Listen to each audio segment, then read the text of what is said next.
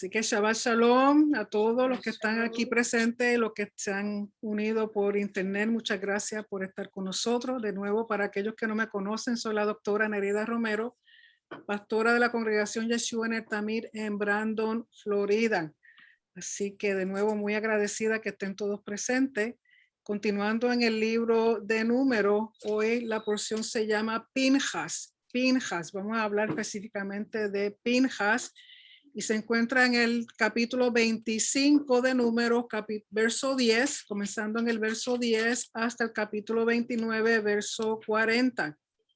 Pero antes de comenzar, vamos a hacer la bendición de la Torah que dice así. Baruch atah Adonai Eloheinu melech haolam asher bachar banu ha'amim venatan lanu et torato Baruch atah Adonai noten haTorah. Amén. Bendito eres tú, oh Señor, Dios nuestro, Rey del universo, que nos has escogido de entre todos los pueblos y nos dio su Torah. Bendito eres tú, oh Señor, dador de la Torah. Amén. Amén. De nuevo, número 25, verso 10 al 29, verso 40.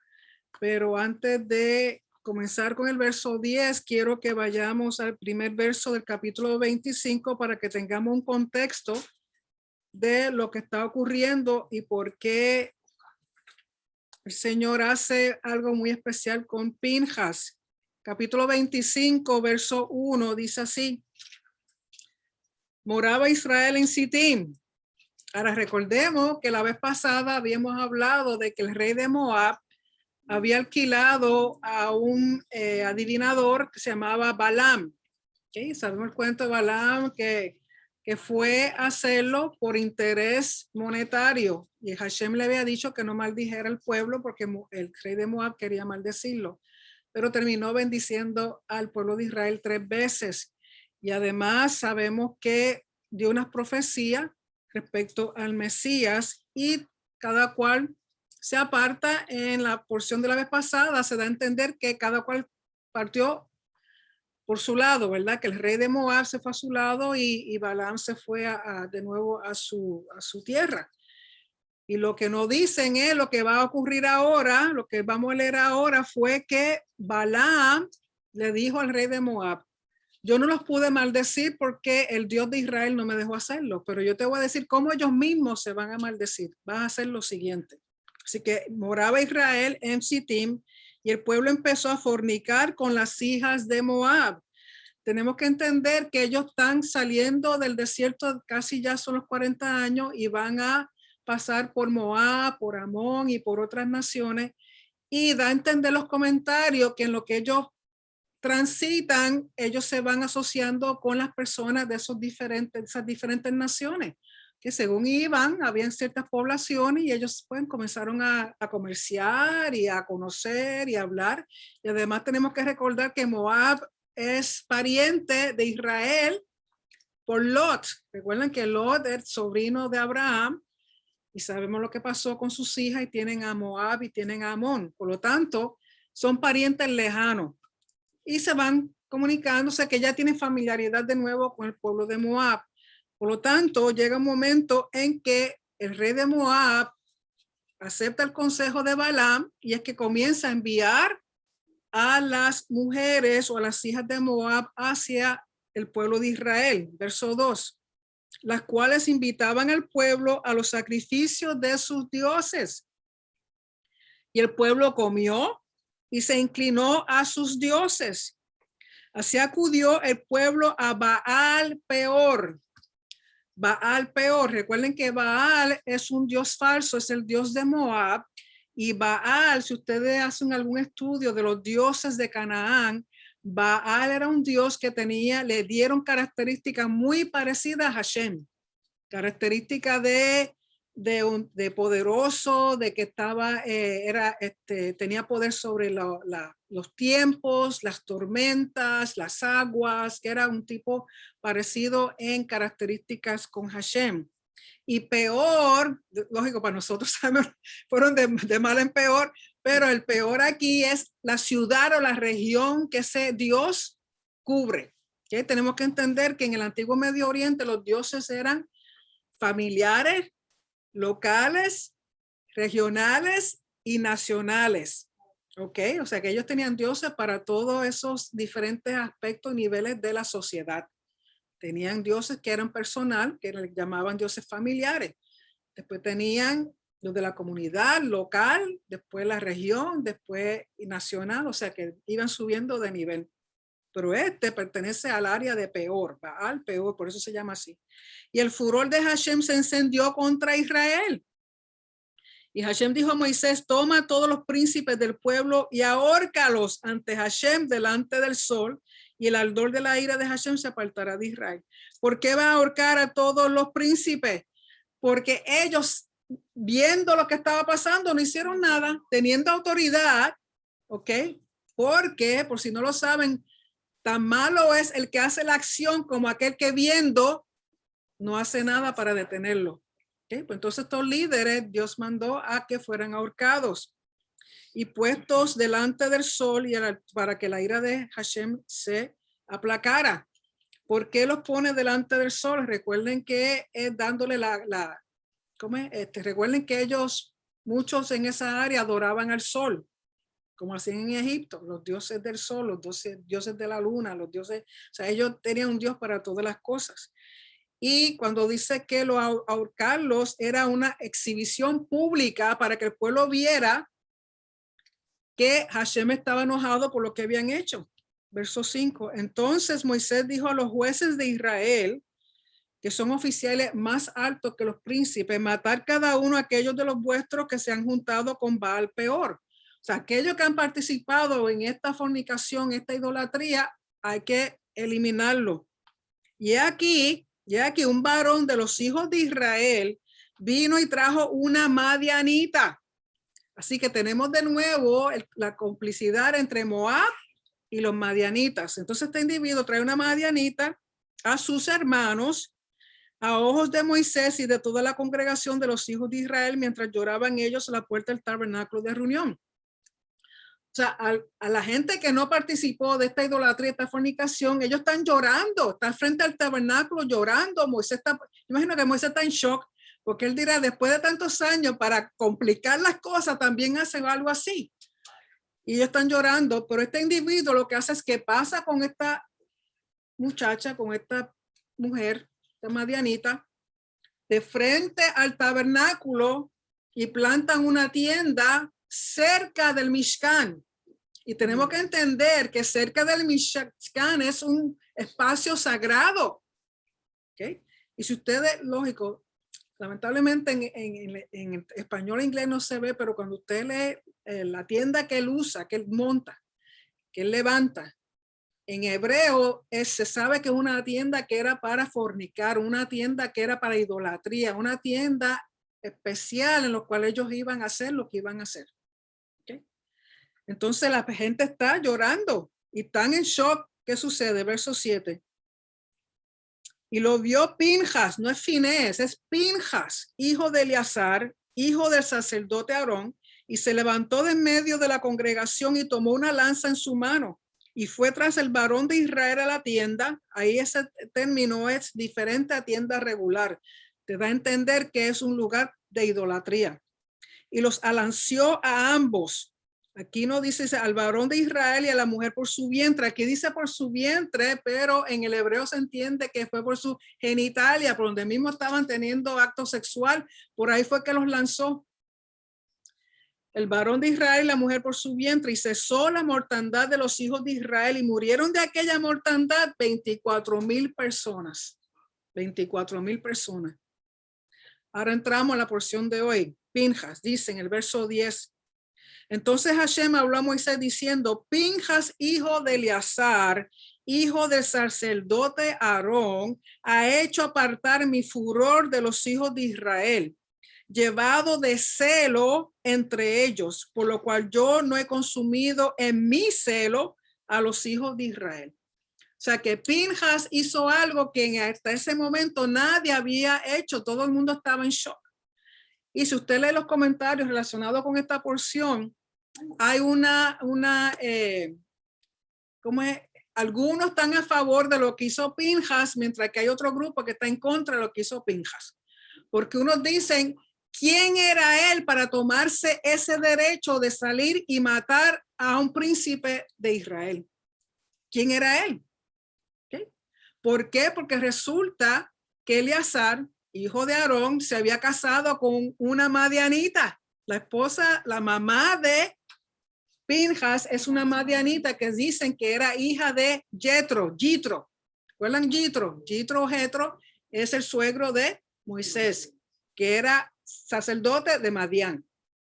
¿Okay? O sea que Moisés también estaba casado con una madianita.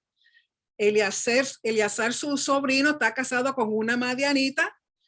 El tipo este viene y pasea una madianita por el frente de ellos. Entonces, cuando Pinjas hace lo que hace, aquellos que no aceptaban lo que le había hecho se levantaron en contra de ¿quién es este? Para atreverse a asesinar a un príncipe de Israel. Y otros decían, no, pero el celo. Por eso Hashem dice, Pinjas, hijo de Eleazar, hijo del sacerdote Aarón, porque aquí Hashem a lo que le está dando importancia que él es descendiente de Aarón, que él es sacerdote. ¿Okay? O tiene en su herencia el ser sacerdote. Hasta este punto, nadie había hablado de Pinjas, nadie se había dicho nada, excepto en este momento. También tenemos que entender que Pinjas, me parece que es en Crónicas, habla de que él era el jefe de los guardas del templo, del Mishkan. O sea, él tenía a su cargo guardar la seguridad del Mishkan y luego más adelante los descendientes de él van a ser guardianes del templo. Por lo tanto, ya en él había ese espíritu de defender el honor de Hashem. Fue lógico, con celo, pero un celo de qué, celo de lo que estaban haciendo, de que estaban usurpando, de que estaban causando, entrando al espacio sagrado de Hashem. ¿Cómo se atreven al lado del Mishkan levantar una tienda para hacer lo que estaban haciendo? Para adorar a Baal. Que aquí en este momento se encuentran con el dios Baal. Entonces él le da un celo y entra y mata a estos dos individuos. Entonces Hashem, porque ya sabía que había quienes no estaban de acuerdo con lo que hizo Pinjas, dice, Pinjas, hijo de Eleazar, hijo del sacerdote Aarón, ha hecho apartar mi furor de los hijos de Israel, llevado de celo entre ellos, por lo cual yo no he consumido en mi celo a los hijos de Israel.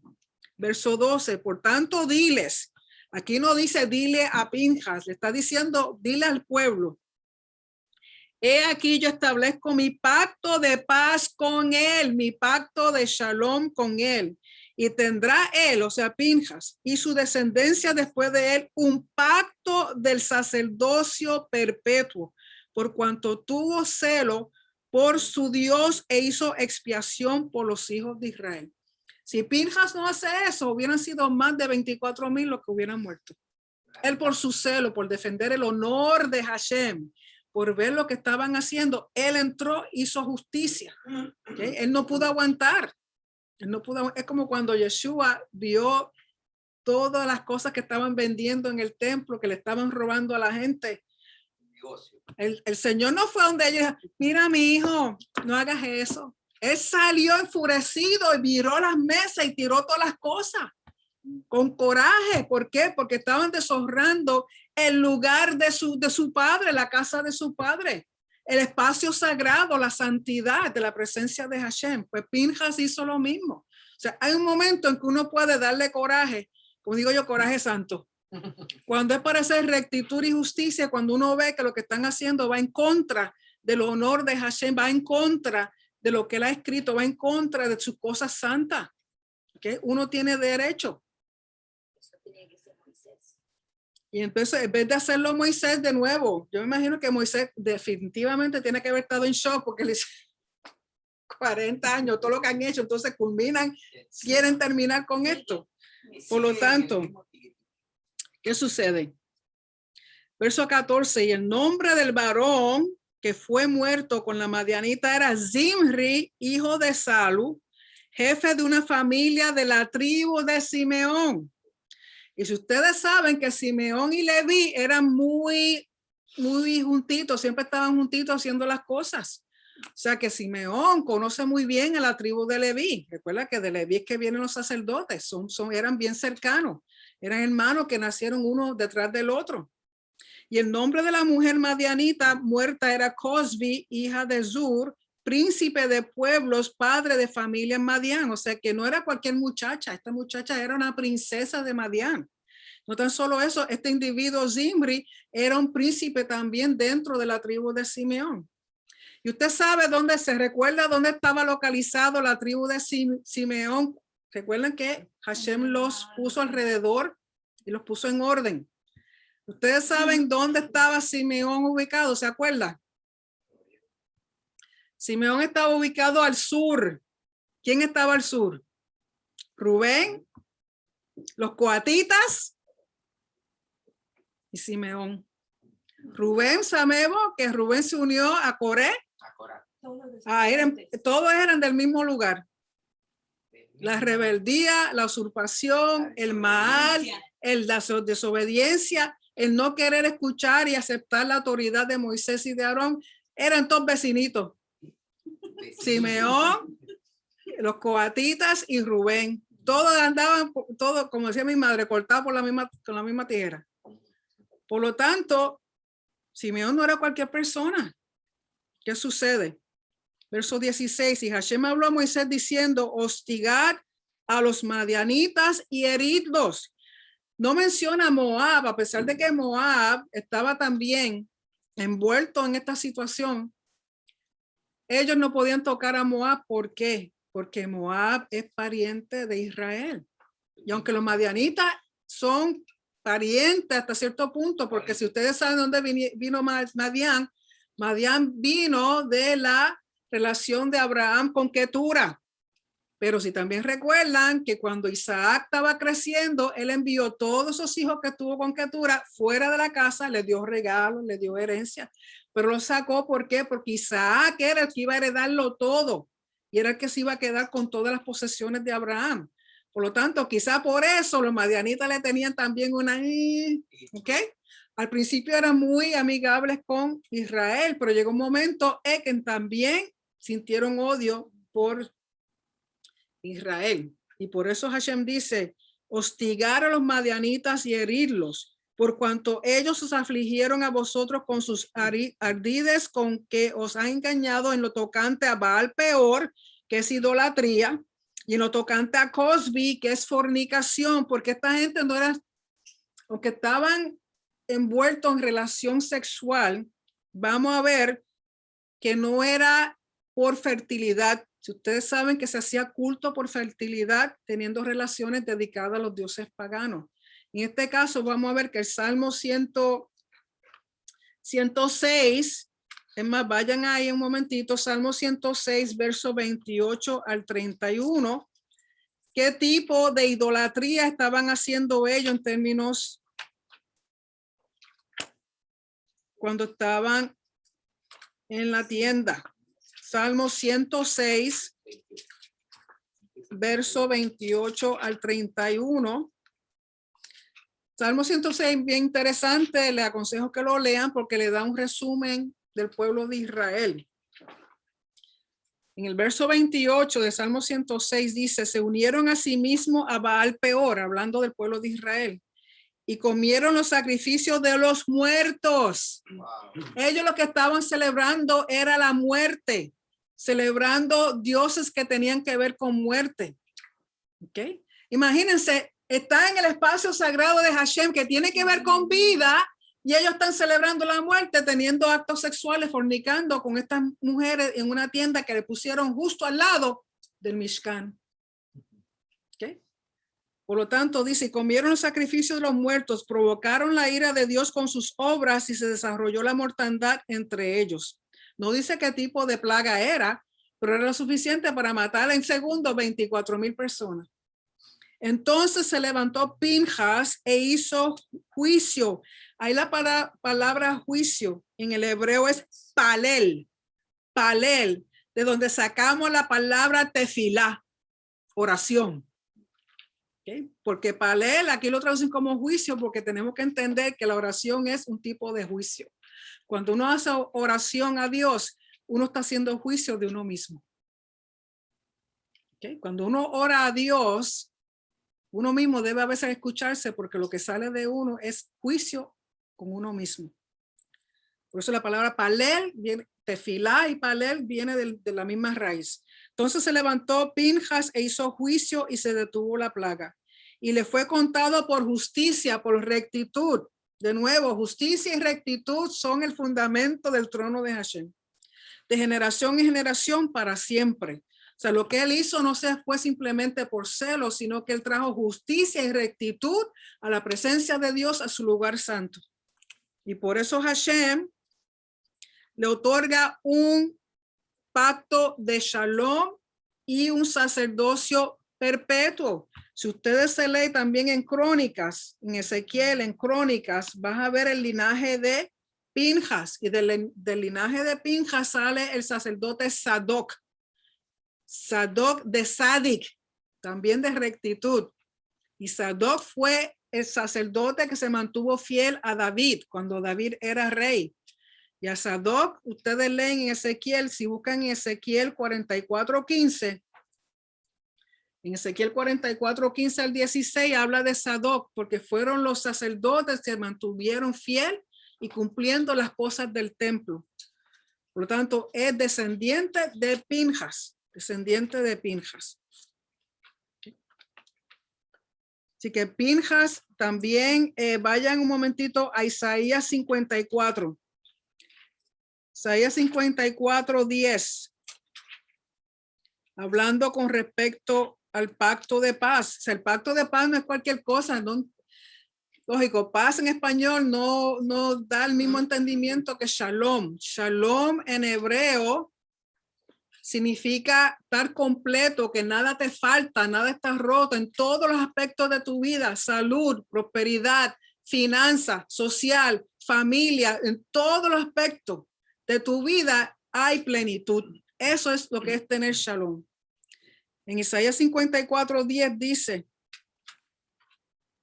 porque los montes se moverán y los collados temblarán, pero no se apartará de ti mi misericordia, ni el pacto de mi shalom se quebrantará, dijo Hashem, el que tiene misericordia de ti. De nuevo, pacto es algo que nunca deja de ser, porque es un pacto de parte de Hashem y Hashem es eterno. Cerquita de ahí, vaya a Ezequiel. Ezequiel capítulo 34, verso 25. Ezequiel 34, verso 25. Ezequiel 34, verso 25 dice: y estableceré con ellos pacto de paz, de shalom, y quitaré de la tierra las fieras, y habitarán en el desierto con seguridad, y dormirán en los bosques.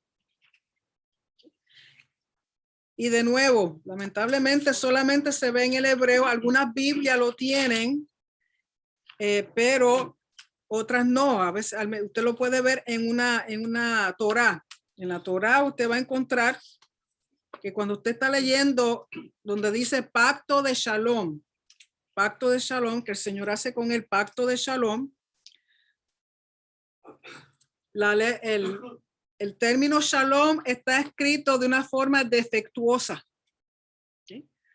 No sé si alguna vez a usted le ha interesado leer o estudiar a aquellas personas que escriben la Torá, los rollos de la Torá. Primeramente, ellos tienen que pasar por un entrenamiento bien riguroso. Usualmente le toma a una persona un año mínimo de escribir una Torá completa. ¿Okay? Y tiene muchas reglas. Por ejemplo, la tinta que usan tienen que prepararla todos los días. Tienes una tinta fresca. Número 2, la plumilla que usan para escribir el nombre de Hashem tiene que ser solamente para escribir el nombre de Hashem. No se puede usar ninguna otra. Cada vez que pasan a donde dice Yorhei Vavhei, toman una plumilla aparte. Otra cosa, si cometen un error, tienen que empezar de nuevo. Entonces esa página, que no es una página, es un pergamino, es piel.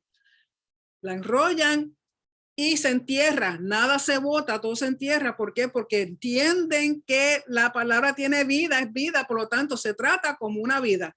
Tú no puedes botar, ay, escribí mal esto y botarlo al zafacón. Con eso tiene que, se entierran esos pedazos, esos rollos y vuelven y empiezan. Otra cosa, las letras tienen que cada una tener una distancia exacta.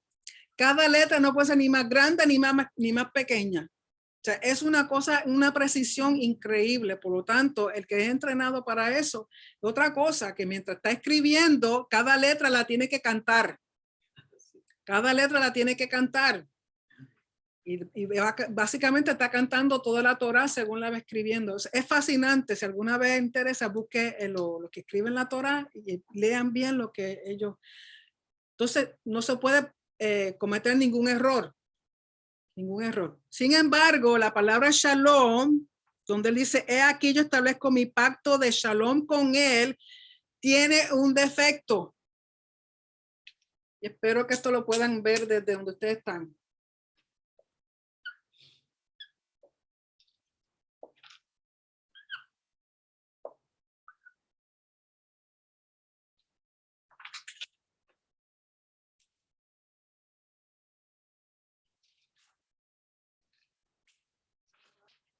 Shalom.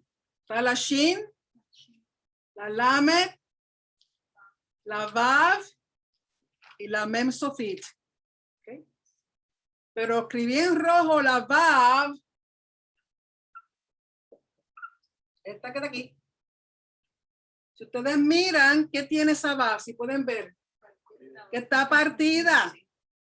Y esto se supone que ninguna letra en la Torá tenga ningún defecto. Sin embargo, esta está escrita así. ¿Por qué? Porque dicen que esta Vav que está rota, si podemos ver, él está haciendo, Pinjas es un prototipo de Yeshua. ¿Okay? Porque él entra y lo que hace con lo que él hizo, mantuvo el pueblo vivo. Evitó que siguieran muriendo personas. Él se interpuso, él hizo justicia, él hizo rectitud, se levantó para honrar a Hashem y su espacio sagrado. Entonces esta Vav, primero que nada, esta Vav tiene un valor numérico de 6. Y el número 6 representa la humanidad o al hombre. Al dividirse en dos esta Vav, encontramos que se divide en una Yod y la Vav. Una Yod y una Vav. O sea, la Vav completa es el rota. La parte de arriba representa una Yod y la parte de abajo sigue representando una Vav. ¿Qué representa la Yod? De Yod, Hei, Vav, Hei. La Yod representa a Hashem. Y si la Vav representa al hombre, la Vav representa a Yeshua, que es hombre y a la misma vez es Dios. Pero lo que nos deja saber es que el pacto que se hizo con Pinjas viene siendo un prototipo de Hashem. Esa Vav está rota porque quien va a unificar y traer plenitud a la humanidad es el Mesías. Entonces, cuando el Mesías regrese, ya no va a ser una Vav partida, sino va a ser una Vav completa, porque es un shalom completo por toda la eternidad. ¿Okay? Por toda la eternidad. Por lo tanto, de nuevo, algunas Biblias lo presentan así, con la Vav rota. Pero si usted saca la Torá que tenemos aquí y va a ese versículo, va a encontrar que la Vav está escrita de esa forma.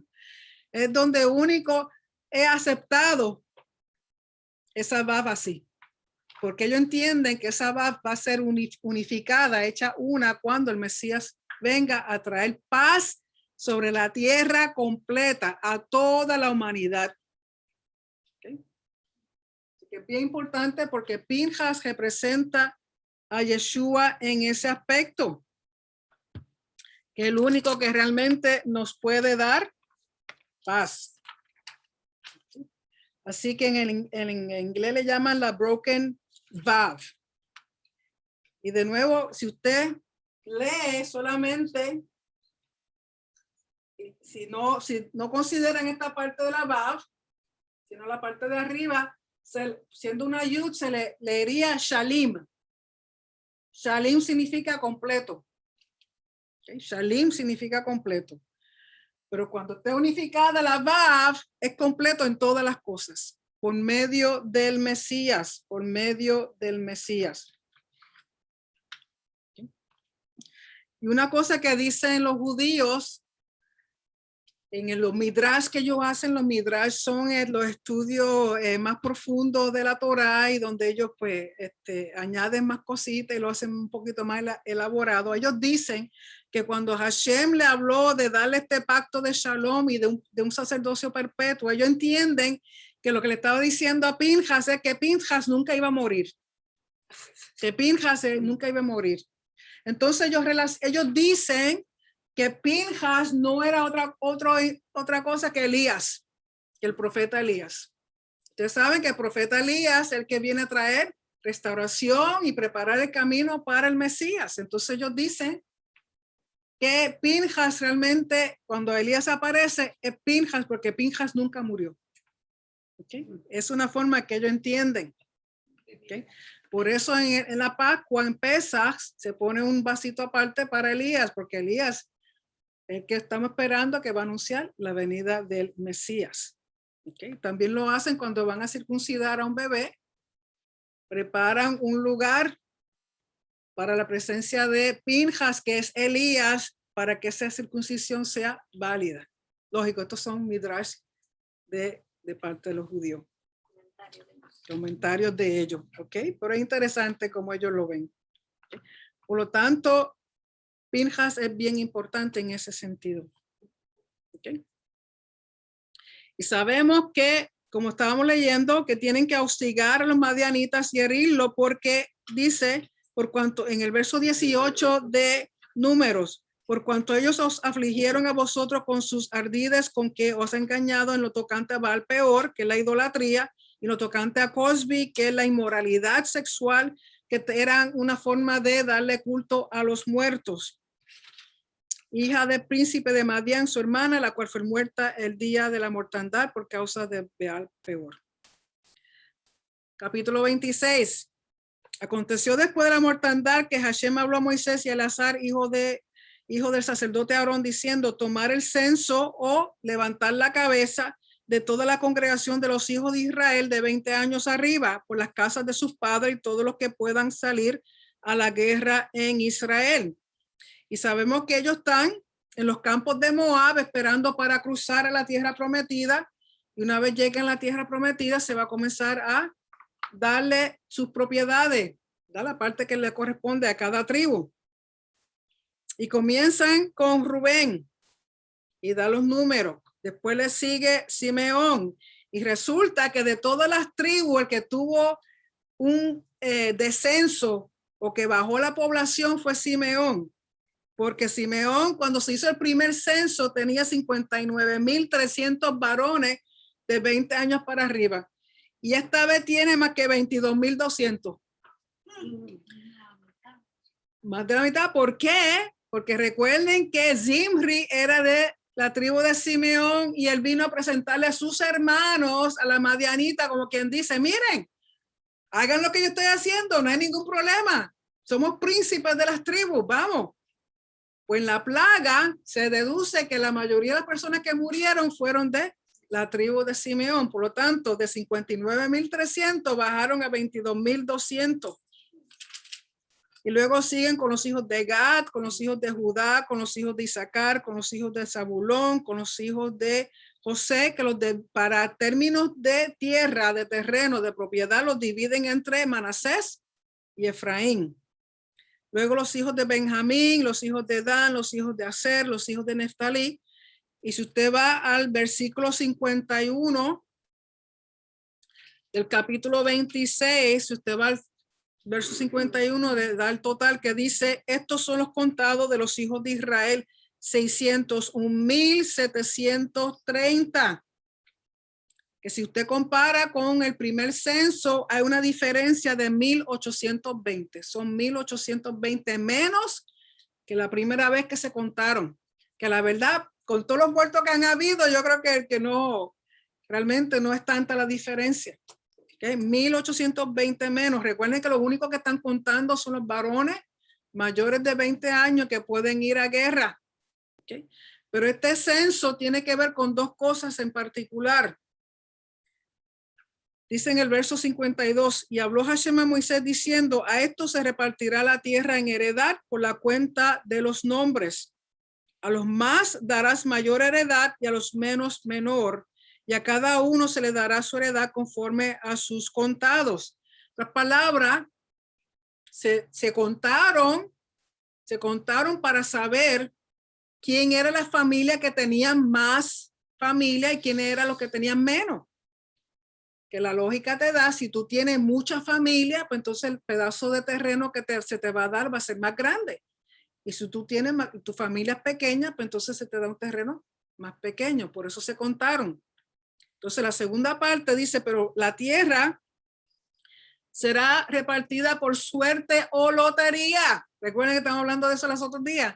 ¿Por qué? Porque así se sabe que cuando se reparta la tierra, no es porque a Eleazar ni a Moisés le dijo, pues como fulano es primo hermano, pues le voy a dar aquí, mira, el pedacito más lindo y el terreno más grande. No, para que no haya acepción de personas, con la suerte o con la lotería se sabe que Dios es quien va a dar la suerte o quien va a dar el lugar que les va a corresponder. ¿Okay? Y por los nombres de las tribus de sus padres heredarán. Conforme a la suerte, conforme a la lotería, será repartida su heredad entre el grande y el pequeño. Y comienza entonces a hablar de los levitas, porque recuerden que los levitas no heredan tierra, porque su herencia es Hashem. Pero se le tiene que, cada tribu, una vez les otorgado un pedazo de tierra, cada tribu, cuando establecen sus ciudades, tienen que dejarle ciudades a los levitas para que ellos moren, tengan un lugar donde vivir con su familia, con sus animalitos, con sus cosas. Y sabemos que cuando terminemos de leer Deuteronomio, sabemos que hubo por lo menos 48 ciudades que le era dada a los levitas, 48 ciudades. Y a los levitas se cuentan también, pero no es para darle tierra, sino para también que no se dejen a un lado, para que se sepan que ellos también están incluidos, porque ellos reciben 48 ciudades, no reciben tierra como tal, herencia. Algo que quería decir del número 600,000. El número 600,000 es entendido en el aspecto hebreo que tiene que ver con la naturaleza y la esencia del pueblo judío, porque si ustedes recuerdan, la primera vez el censo eran 600,000 y pico, ahora de nuevo son 600,000 y pico. ¿Cuántos murieron en el holocausto? 6 millones de personas. El 6, cuando usted pone el 6 con todos esos números, es una referencia a la naturaleza y esencia del pueblo de Israel. O sea, ya se entiende que ese número está relacionado con ellos en ese aspecto. Entonces se reparte la tierra por lotería. En el verso 64 del capítulo 26 dice, y entre estos ninguno hubo de los contados por Moisés y el sacerdote Aarón, quienes contaron a los hijos de Israel en el desierto de Sinaí, porque Hashem había dicho de ellos, morirán en el desierto, y no quedó varón de ellos, sino Caleb, hijo de Jefone, y Josué, hijo de Nun. O sea que una vez son contados los varones de 20 años para arriba, de los que salieron de Egipto, que fueron contados en el primer censo, los únicos que quedan son Caleb y Josué, porque ellos le fueron fieles al Señor hasta lo último. Por lo tanto, ellos realmente del grupo original que se contaron la primera vez de 20 años para arriba, son los únicos que entran a la tierra prometida. ¿Okay? En el capítulo 27 tenemos una situación muy interesante, y es que dicen, vinieron las hijas de Zelofehad, hijo de Jefer, hijo de Galaad, hijo de Maquir, hijo de Manasés, de las familias de Manasés, hijo de José, los nombres de las cuales eran Maala, Noa, Hogla, Milca y Tirsa. Y se presentaron delante de Moisés y delante del sacerdote Eleazar y delante de los príncipes y de toda la congregación a la puerta del tabernáculo de reunión. Y dijeron, nuestro padre murió en el desierto y él no estuvo en la compañía de los que se juntaron contra Hashem en el grupo de Coré, sino que en su propio pecado murió y no tuvo hijos. sea, no tuvo hijos varones. ¿Por qué será quitado el nombre de nuestro padre de entre su familia por no haber tenido hijos? Danos heredad entre los hermanos de nuestro padre. Porque ustedes saben que la herencia, la mayor parte de las cosas en términos de legalidad le correspondía a los varones, sobre todo al primogénito. Pero aquí estas jóvenes, estas 5 muchachas no tienen hermanos varones. Y ellas dicen, qué bonito, entonces le van a repartir a todo el mundo menos a nosotros porque no hay un varón en la familia.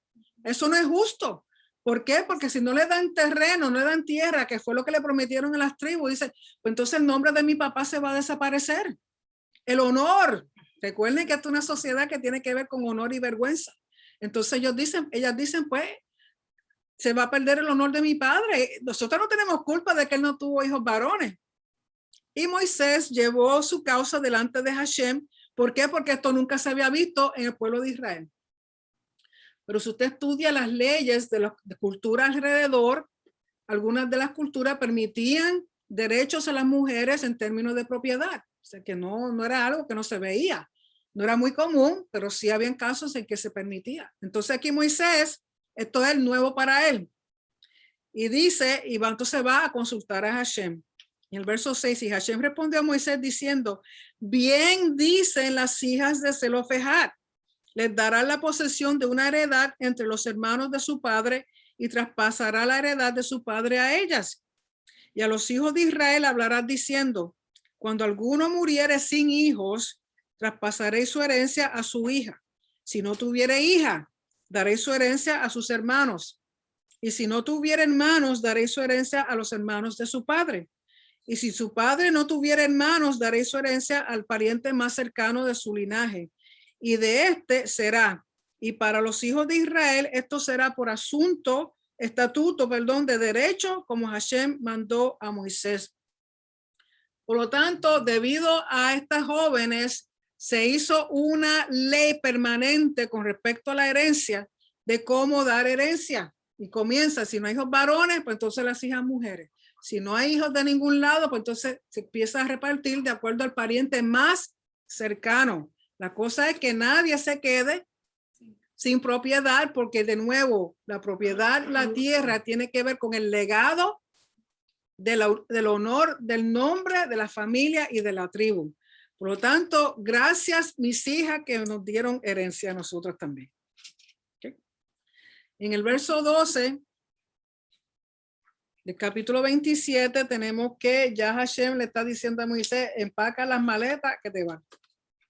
Hashem dijo a Moisés, sube este monte Abarim y verás la tierra que he dado a los hijos de Israel. Y después que la hayas visto, tú también serás reunido a tu pueblo como fue reunido tu hermano Aarón. En este caso, aunque dice monte Abarim, es realmente un área montañosa llamada Abarim. Y el monte más alto de esa región es el monte Nebo, que mide unos 835 metros de alto. Es el monte más alto dentro de esas montañas. Y él lo lleva a ese punto más alto para que él vea la tierra. Y dice, y después que la hayas visto, tú también serás reunido a tu pueblo como fue reunido tu hermano Aarón. Pues fuisteis rebeldes a mi mandato en el desierto de Sin, en la rencilla de la congregación, no santificándome en las aguas a ojos de ellos. Estos son las aguas de la rencilla de Cades en el desierto de Sin. Recuerden que aquí fue donde Hashem le dijo, háblale a la peña, y Moisés estaba medio agitado y le dio 2 veces con su vara. Y no santificó el nombre de Hashem, porque Hashem muy explícitamente le dijo, háblale. Y él ahí, ustedes son unos rebeldes, quieren agua, pues tomen agua y pan. Y Hashem dijo, oh,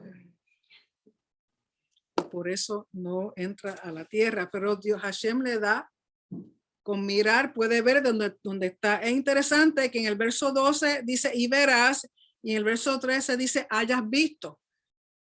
Los comentarios dicen que ese hayas visto en el sentido espiritual más profundo, o sea que Moisés pudo ver todo lo que iba a transcurrirle al pueblo de Israel, todo lo que iba a suceder en la tierra de Israel. ¿Okay? Recuerden que en un momento dado, cuando Yeshua va al monte de la transfiguración, ¿quién aparece? Moisés. O sea que Moisés tuvo este asiento de primera fila conjuntamente con Yeshua en la tierra de Israel. Aunque en este momento él no va, pero él, o sea que en otras palabras, Dios le está dando esperanza que vas a entrar, vas a ver, no ahora, pero lo vas a hacer. Okay. En el verso 15 dice, entonces respondió Moisés a Hashem diciendo, ponga Hashem, Dios de los espíritus de toda carne, que lo que significa es que Hashem conoce a cada individuo, cada corazón, un varón sobre la congregación que salga delante de ellos, o sea, que salga a guerra con ellos y no se quede en casa esperando, y que entre delante de ellos, en otras palabras, que entre protegiendo los que los guarde, que los saque a guerra, pero que se asegure que lleguen protegidos, guardados en victoria, que los saque y los introduzca, que los lleve a la tierra como tal, para que la congregación de Hashem no sea como ovejas sin pastor. Lo mismo que Yeshua dijo cuando miró al pueblo, que parecían ovejas sin pastor. Y Hashem dijo a Moisés, toma a Josué, hijo de Nun, varón el cual hay espíritu, en otras palabras, espíritu de Dios, y pondrás tu mano sobre él y lo pondrás delante del sacerdote Eleazar y delante de toda la congregación y le darás el cargo en presencia de ellos.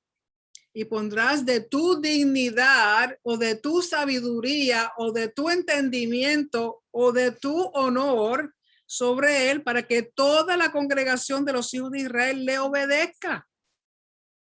Él se pondrá delante del sacerdote Eleazar y le consultará por el juicio del Urim delante de Hashem.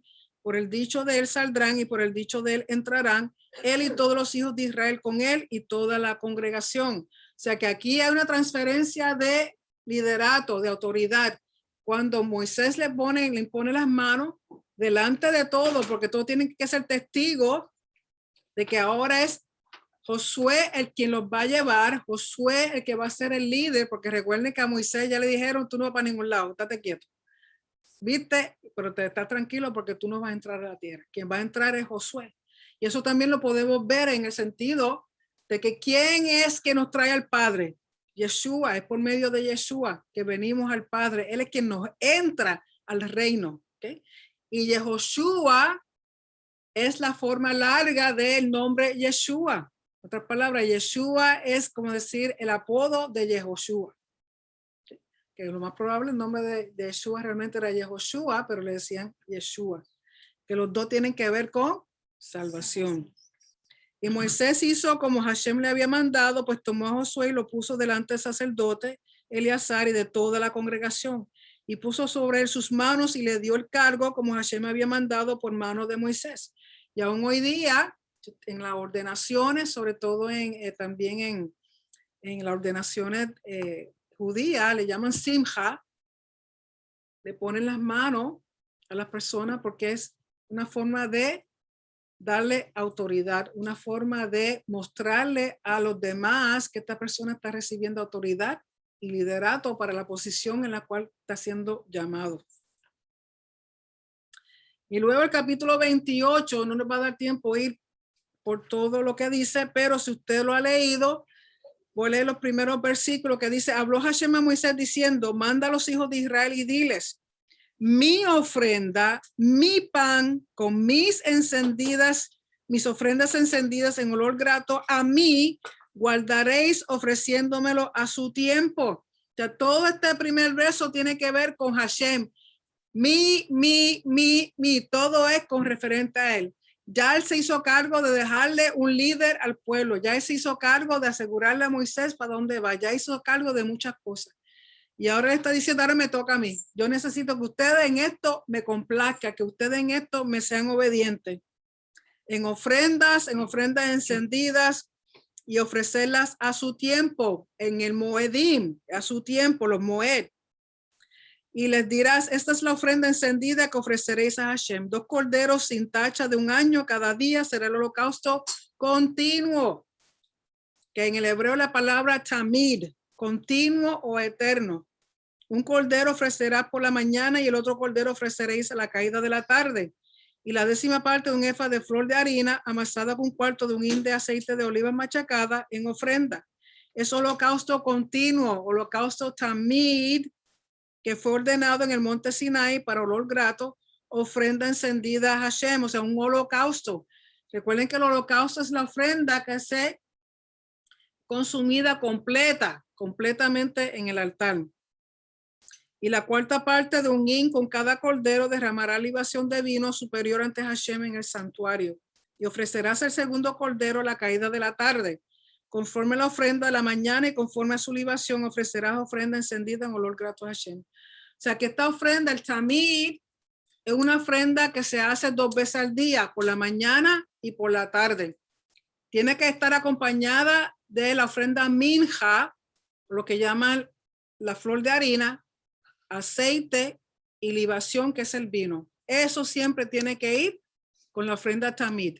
Y esa ofrenda tiene que ser todos los días, llueve, truene, relampaguee, caiga nieve, lo que sea, se hace todos los días, los 365 días del año. ¿Okay? Lógico, cuando está el templo. Las demás cosas que va a estar hablando aquí es lo que se llama las ofrendas adicionales o musaf. Musaf. ¿Okay? Que además de todos los días el tamid, lo que se hace adicional correspondiente a los siguientes tiempos. Ofrendas adicionales, además de la tamid, para el Shabbat, para nueva luna, para Pesach, para el pan sin levadura, para Shavuot, para la nueva luna del mes de Tishri, o el séptimo mes, que luego se le llama Rosh Hashanah o Yom Teruah, para Yom Kippur, para Sukkot. Toda esta fiesta, incluyendo el Shabbat, tiene ofrendas adicionales al tamid. Todos los días el tamid. Pero si hay un día especial, un Shabbat, ofrendas adicionales. Si es nueva luna, ofrendas adicionales. ¿Okay? Eso es, si usted está leyéndose su Sidur, usted va a ver que cuando usted está leyendo el Sidur, en Shabbat hay oraciones adicionales. Es el musaf que corresponde a estas ofrendas adicionales. Igualmente para las festividades. ¿Okay? Y cuando habla de Sukkot, habla de toda la ofrenda, porque Sukkot son 7 días de todo lo que se traía. Durante Sukkot se traía un total de 70 bueyes. Y los comentarios dicen que esos 70 bueyes representan las 70 naciones. Mientras que un total de 98 corderos durante esos 7 días. Los bueyes comenzaban 12, 13 y 12, y según iban pasando los días, iba bajando el número de bueyes que se ofrecían, mientras que el número de corderos se mantenía constante. Y dan a entender de nuevo que las 70 bueyes representan las naciones, mientras que los 98 corderitos representan a Israel, que no disminuyen, se mantienen siempre el mismo número de corderos todos los días, que eran 14 los que se ofrecían. Y luego el octavo día, después de los 7 días de Sukkot, está lo que se llama Shemini Atzeret, que a pesar de que ocurre después de Sukkot, es una festividad aparte. Es donde Hashem le dice al pueblo, quédate un ratito más para celebrar de una forma más íntima. En el verso 39 del capítulo 29 dice, estas cosas ofreceréis a Hashem en vuestras fiestas solemnes, además de vuestros votos y de vuestras ofrendas voluntarias para vuestros holocaustos y para vuestras ofrendas y para vuestras libaciones y para vuestras ofrendas de paz.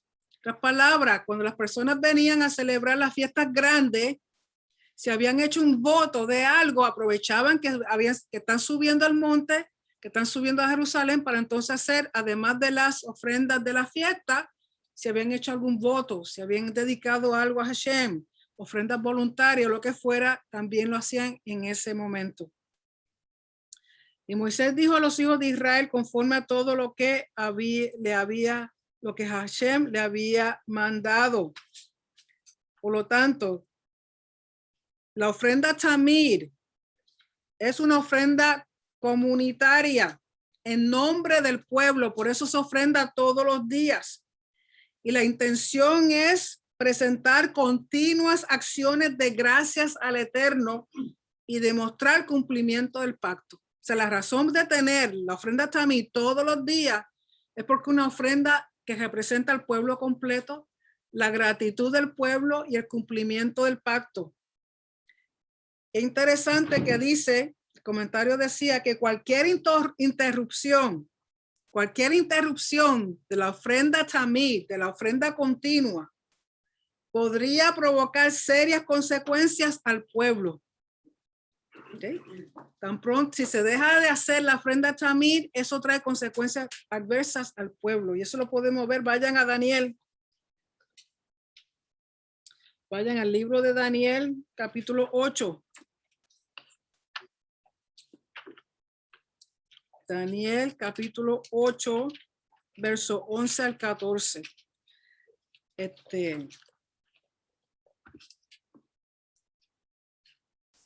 Por eso es importante entender las ofrendas y entender el servicio del templo, porque si usted ha leído alguna vez estos versos en Daniel, sin entender el templo y sin entender las ofrendas, no va a entender lo que está hablando aquí. Capítulo 8 de Daniel, versos del 11 al 14.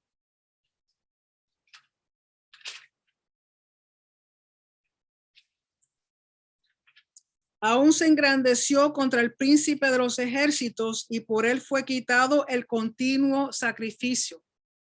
El continuo sacrificio ahí es la ofrenda tamid.